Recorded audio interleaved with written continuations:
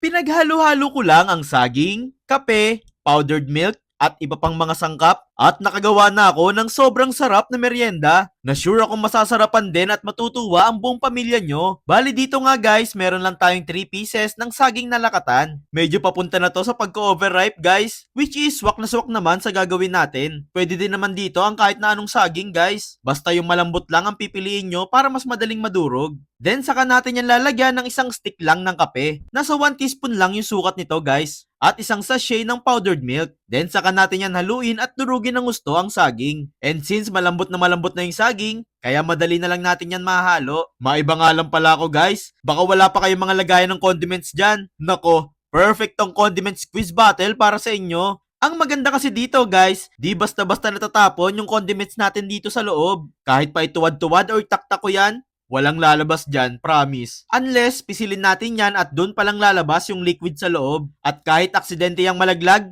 hindi yan mababasag. Since gawa nga yan sa quality plastic, 130 pesos lang pala yan guys. At meron ka ng 3 pieces ng condiments squeeze bottle. I-check nyo na lang yung link na ilalagay ko dyan sa comment section guys ha. Para pare-parehas sa tayong may condiments bottle, di ba? Bale dito nga guys, nahalo na natin ng gusto yung mga sangkap dito sa bowl. At this point, maglalagay naman tayo ng isang pirasong itlog at estimated 3 tablespoon ng margarine. Kung wala pala kayong margarine guys, pwede namang cooking oil na lang ang ipalit nyo. Mix-mix lang ulit natin yan until mag-well incorporate yung itlog at margarine. Then saka natin dyan ilagay itong 1 cup ng asukal. Sa asukal naman guys, pwede nyo yung dagdagan or bawasan pa. Depende yan sa gusto nyo maging tamis nito ha. Kaya adjust nyo na lang yan. Pagkatunaw ng asukal, pwede na tayo dyan maglagay ng 1/4 kilo ng harina. Estimated 1.5 cup yan guys. 2 teaspoon ng baking powder at 2 teaspoon din ng baking soda. Isift lang muna natin yan para mawala yung buo-buo dito sa dry ingredients natin. Isingit ko lang palang i-shoutout tong sila Ma'am Vanny Romasanta ng Cavite, Ma'am Milka Gonzales ng Batangas, Ma'am Edith Bacaran ng Caloocan, at si Ma'am Stella Corona ng Albay na laging nakasubaybay sa mga recipes na ginagawa natin. Kung gusto nyo nga rin palang ma-shoutout sa mga videos namin guys, pusuan mo lang po itong video na pinapanood mo and mag-comment ka na din dyan sa ibaba kung taga saan kayo. Malay mo, baka ikaw naman ang next na ma-shoutout namin sa mga future videos na gagawin pa namin. Thank you po lagi. Diyan nga pala guys, naglagay na rin tayo ng grated chocolate para mas sumarap pa yung meriendang gagawin natin. Pwede rin naman yung chocolate chips dito guys. Then sa paglalagyan naman, gagamit lang tayo dito ng disposable aluminum tray. Pwede din to kahit selanera or plastic microwavable guys. Pahiran lang natin yan ng mantika, saka na ilagay dito yung mixture na nagawa natin. Sairin lang natin yan.